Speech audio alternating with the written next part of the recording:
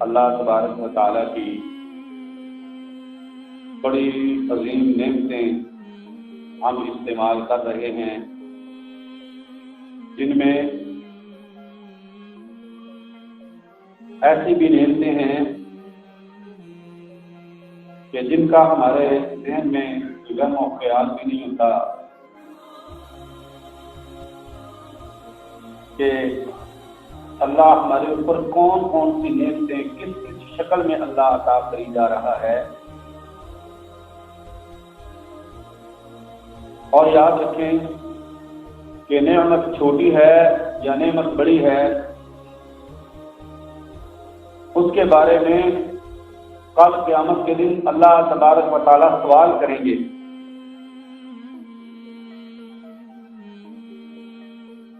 کوئی بھی نعمت ہے، لَتُسْأَلُنَّ يَوْمَئِذٍ عَنِ النَّعِيمِ، اللہ تبارک و تعالیٰ فرماتے ہیں کہ قیامت والے دن تم ضرور پوچھے جاؤ گے، ایک ایک نعمت کے بارے میں سوال ہوگا کہ مجھے بتاؤ میں نے تمہارے اوپر یہ فلاں نعمت کی ہے، تم نے اس کا نعم البدل کیا دیا ہے، تم نے اس کا نتیجہ کیا دیا ہے، اس کا شکر کیسے ادا کیا، یا تم نے میری اس نعمت کو استعمال کیسے کی۔ اللہ جانتا ہے، اگر ایک ایک اللہ کی نعمت پہ بات کی جائے نا، ایک ایک نعمت پہ، ہمارے جسم پر جو اللہ تبارک و تعالیٰ نے عطا کی، زندگیاں ختم ہو جائیں لیکن اللہ رب العالمین کی نعمتوں کے تذکرے ختم نہیں ہوں۔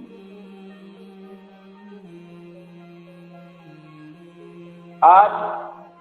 میں آپ کے سامنے اللہ تبارک و تعالیٰ کی ایک نعمت کا ذکر کرنے لگا ہوں جس کو لباس کہتے ہیں۔ یہ دیکھنے میں میرا لباس ہے، میرے جسم کو ڈھانپنے کے لیے اللہ تبارک و تعالیٰ نے ایک ذریعہ دیا، لیکن حقیقت میں اللہ تبارک و تعالیٰ نے یہ نعمت ایسی عطا کی ہے کہ اس سے انسان کو اللہ نے خوبصورت بنا دیا، اور اس کے ساتھ اس انسان کی شان کو بڑھا دیا، اس کے جسم کو اللہ نے ڈھانپ کے اس کے بہت سارے عیبوں پہ اللہ نے پردہ ڈالا۔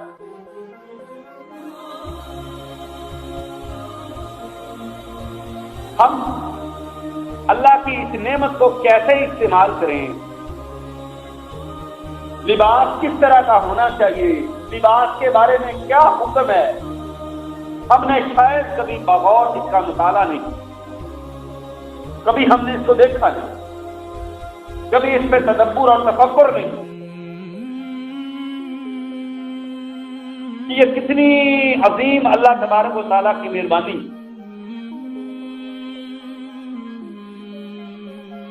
مکہ المکرمہ میں دور جاہلیت کے اندر دو بڑے قبیلے مشہور تھے، قریش اور حمص۔ بیرون علاقوں سے، دور دراز کے علاقوں سے عرب کے لوگ بیت اللہ کا طواف کرنے آتے،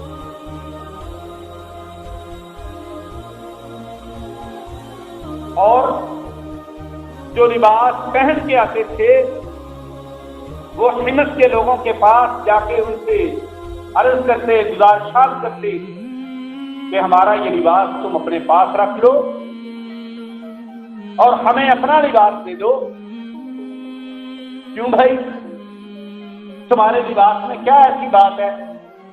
کہ تم یہ لباس پہن کے بیت اللہ کا طواف نہیں کرتے؟ ان کا جواب سنیں، کہنے لگے ان ھذا اللباس بالحرام، یہ جو ہمارے اوپر لباس ہے نا یہ حرام کے پیسوں کا لباس، اور اس لباس میں، اس لباس کے اندر جو یہ جسم ہے یہ بڑے گناہوں میں ملوث ہے، ہم اس لباس کے ساتھ بیت اللہ کا طواف نہیں کرنا چاہتے جس لباس میں ہم نے گناہ کیا، ہم یہ لباس اتارنا چاہتے۔ اگر حمص کے لوگ، وہ قبیلے کے لوگ اگر ان کو لباس دے دیتے تو وہ لباس پہن کے بیت اللہ کا طواف کر لیتے، ورنہ وہ ننگے بدن وہ بیت اللہ کا طواف کرنا شروع کر دیتے کہ ایسے لباس سے بیت اللہ کا ننگے ہو کے لباس کی عبادت کرنا اور طواف کرنا بہتر ہے کہ جس طرح کا ہمارے اوپر لباس کی سوچ سے ہو گیا۔ یہ جاہلیت کی رسم تھی، لیکن جو حالات وہ شرک کرنے والے، ان کا مائنڈ اور ان کا دماغ اور ذہن کیا کہتا ہے کہ میرا لباس حرام کا ہے، میں اس کو بیت اللہ میں لے کے جانا پسند نہیں کرتا۔ سب سے پہلی بات یاد رکھیں کہ جسم پہ پہنا لباس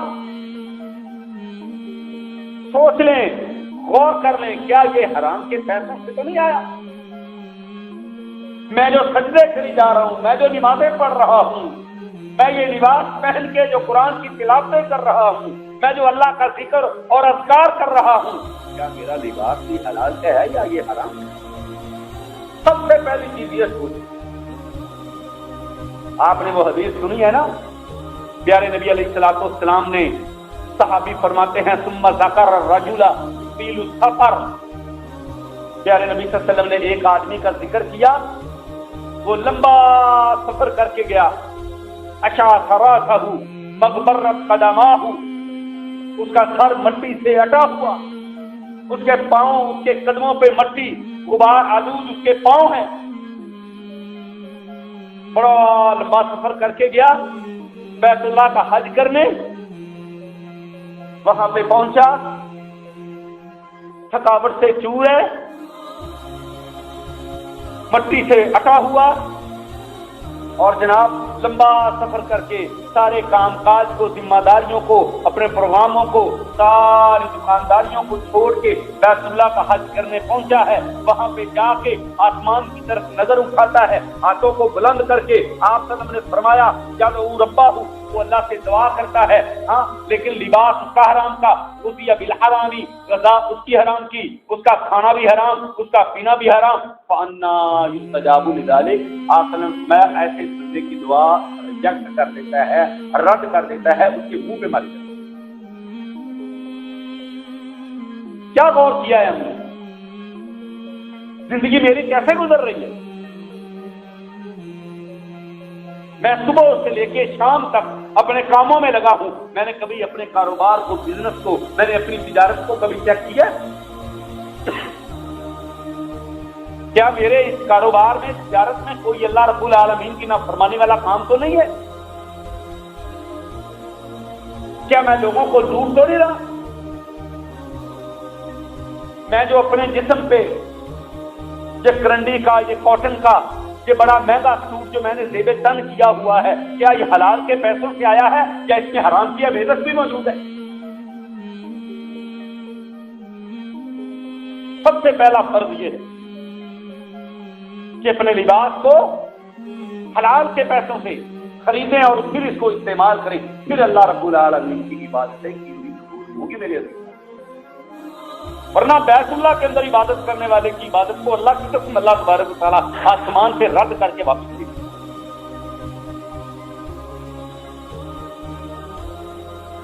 اللہ اکبر۔ اور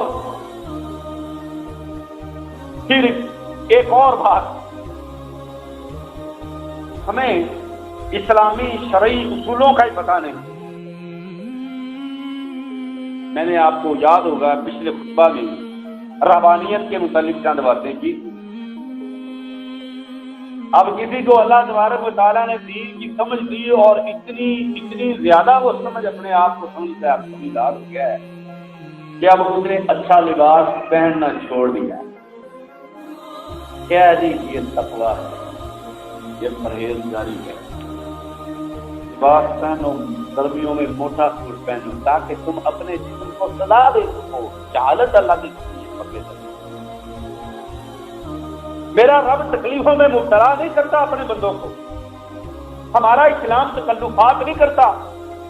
یہ تکلف کرنے کی اجازت بھی نہیں دیتا۔ خان صاحب کو اللہ نے 5000 کا सूट पहनने की तौफीक अगर दी है तो इनको पहनना चाहिए, अल्लाह रब्बुल आलमीन की नेमतों का शुक्र अदा करना चाहिए। प्यारे नबी सल्लल्लाहु अलैहि वसल्लम के पास एक सहाबी आए और फरमाते हैं कुन्तु जालिसन इंद रसूलिल्लाह सल्लल्लाहु अलैहि वसल्लम फरआनी रफ़त थियाबी,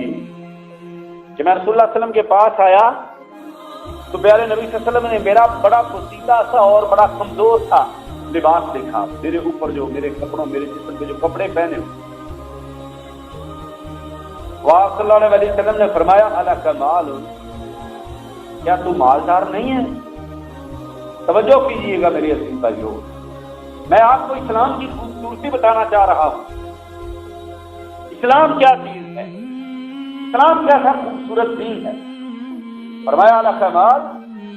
क्या तेरे पास माल नहीं? मैंने कहा नाम या रसूल अल्लाह सल्लल्लाहु अलैहि वसल्लम, जी अल्लाह के नबी सल्लल्लाहु अलैहि वसल्लम, मेरे पास माल है, मैं